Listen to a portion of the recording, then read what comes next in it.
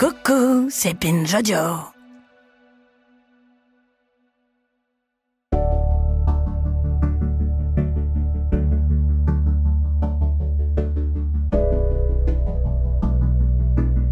Ces dernières années, je me réjouis de voir les jeunes générations grandir et mûrir dans un monde où, enfin, on parle publiquement de respect des limites personnelles, de limites intimes, de consentement.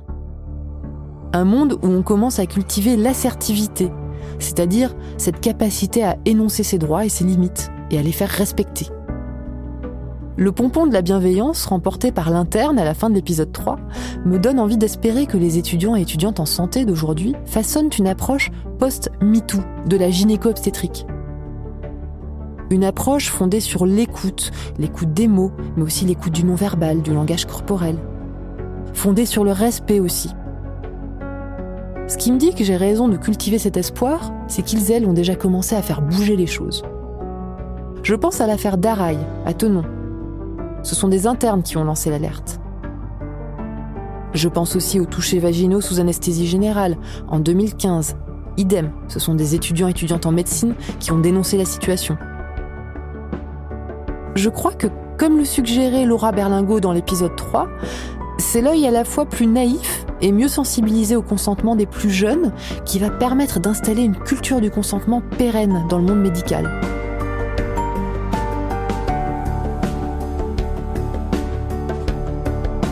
De mon côté, comme j'ai grandi dans un monde où le mot consentement n'existait pas encore dans les conversations, intimes ou publiques, et comme je regrette de ne pas avoir pu bénéficier d'une éducation à ce sujet, de ne pas avoir appris ni à identifier mes limites, ni à les exprimer, j'ai pris un cours d'éducation au consentement avec Eva Luna, d'où la queer.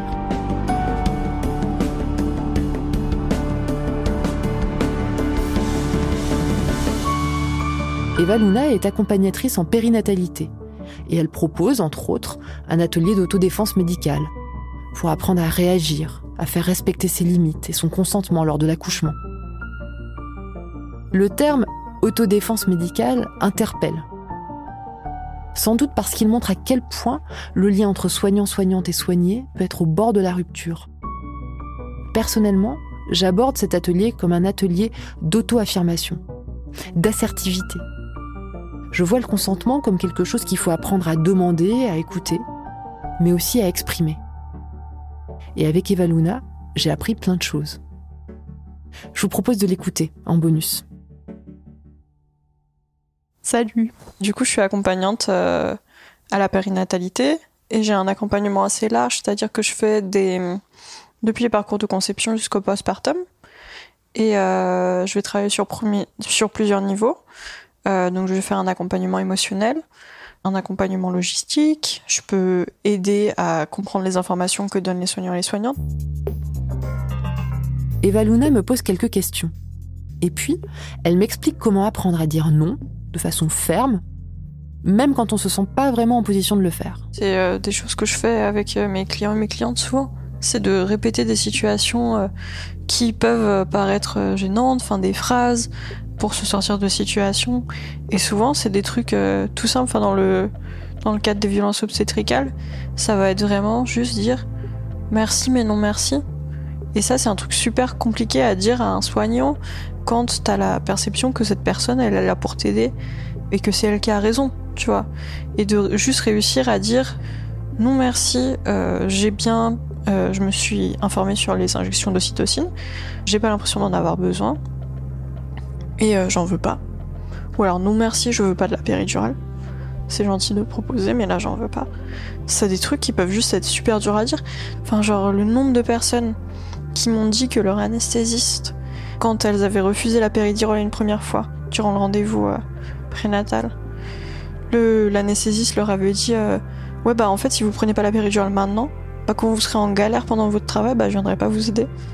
J'ai tellement entendu ce genre d'histoire que forcément, déescalader la violence et poser tes limites, c'est un vrai travail sur soi-même, quoi. C'est connaître ses droits, savoir que déjà, il n'a pas le droit de menacer les patients d'un refus de soins et que le refus de soins, c'est illégal. Juste savoir ça et dire non, vous allez pas faire ça. Et puis, d'ailleurs, je veux pas de la péridurale. Donc, je suis bien avec ma décision. Et merci de vous inquiéter pour moi, mais ça va aller. Je pense qu'on pourrait faire des jeux de rôle. Imaginons, on est dans une consultation. Je suis un soignant et je vois que sur ton projet de naissance, il y a marqué que tu veux pas d'épisiotomie. Et là, je te dis, écoutez, madame, les épisiotomies, c'est hyper pratique et ça permet de faire sortir le bébé plus vite. Toi, à ce moment-là, tu peux dire... En fait, il y a un acronyme qui est super pour quand on te propose une intervention. C'est l'acronyme BRAIN, B-R-A-I-N, cerveau en anglais. Donc B, c'est les bénéfices. Donc qu'est-ce que cette intervention va m'apporter? Qu'est-ce qu'elle va changer à ma situation? Quel problème elle cherche à résoudre? Les risques de cette intervention. Est-ce qu'il y a des risques de complications après une épisiotomie? Est-ce qu'il y a des risques d'infection? Combien de temps ça met à guérir? Est-ce que ça met plus longtemps à guérir qu'une déchirure naturelle, par exemple? Quelles sont les alternatives? L'alternative à refuser une épisiotomie, c'est accepter la possibilité d'une déchirure naturelle. Et aussi les autres possibilités d'éviter une déchirure naturelle. Donc, par exemple, utiliser des compresses chaudes, ne pas accoucher en position gynécologique, faire des massages périnéaux. C'est l'instinct. C'est genre, qu'est-ce que ton instinct te dit? Est-ce que tu te sens en confiance en ce moment? Comment tu te sens par rapport à l'idée d'une épisiotomie? Genre, est-ce que ça va, par exemple, avec tes valeurs, avec l'idée que tu te fais d'un accouchement? Enfin, l'épisiotomie, ça veut dire plein de choses. Il y a des gens qui considèrent que c'est une mutilation génitale, etc. Comment tu te sens par rapport au soignant qui te la propose? Est-ce que tu as confiance en lui ou elle? Et N, c'est ne rien faire. Donc, qu'est-ce qui se passe si on ne fait rien? Et qu'est-ce qui se passe après? Donc, next. Si tu ne fais rien, il y a un risque de déchirure naturelle. Et c'est à toi de peser les différents risques pour choisir celui qui te convient le mieux. Donc ça, c'est vraiment genre ce que je recommande en consultation pour permettre à mes clients et clientes d'obtenir un consentement éclairé. Et surtout pour obtenir toutes les informations sur une intervention. Brain, tu peux l'utiliser tout le temps, pas forcément pendant une consultation. Genre si on te propose de l'oxytocine pendant l'accouchement c'est rarement une urgence. Donc t'as le temps de poser tes questions pendant 5 minutes. T'as le temps de prendre 5 minutes pour réfléchir. Ce que je recommande aussi beaucoup, c'est de venir avec quelqu'un qui sait comment tu réagis quand t'es en détresse.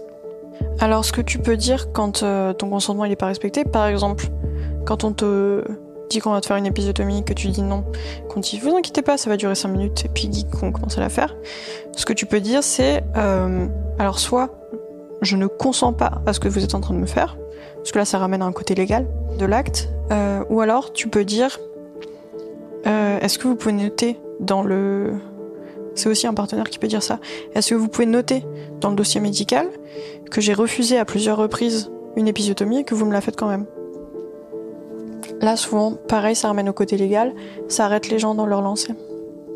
Tout ça, ça n'empêche pas forcément qu'il y ait des violences. Et parfois, tu t'exposes même en résistant à des violences punitives, c'est-à-dire à une escalade de la violence. Donc, c'est toujours comme en autodéfense, c'est toujours évaluer les risques des deux côtés et voir ce à quoi tu es potentiellement prête à te soumettre. Et s'il y a eu des violences, ce que tu peux faire, c'est déjà toujours garder des traces. Donc envoyer un mail à toi-même, au service des usagers de l'hôpital dans lequel tu as accouché, qui relate l'événement. Comme ça, tu as une marque temporelle de ce qui s'est passé. Tu peux aussi enregistrer les conversations, même si c'est pas très légal, ça reste une preuve des violences qui ont été commises. Tu peux même filmer, tu peux même prévenir les gens qui sont en train d'être enregistrés, ça peut aussi arrêter la violence. Vu qu'on a tous et toutes été socialisés à respecter l'autorité, particulièrement quand t'es socialisé en tant que meuf, particulièrement quand t'as subi des violences, enfin c'est normal et les gens ont très peur de subir des violences obstétricales parce qu'il y a des histoires horribles. On vit dans une société violente et qui profite du fait que on ne sache pas consentir. C'est pas un hasard, c'est pas une surprise. Pour moi, c'est logique. Et tous ces trucs sur l'autodéfense médicale, plus que un accessoire, c'est une arme de résistance aussi.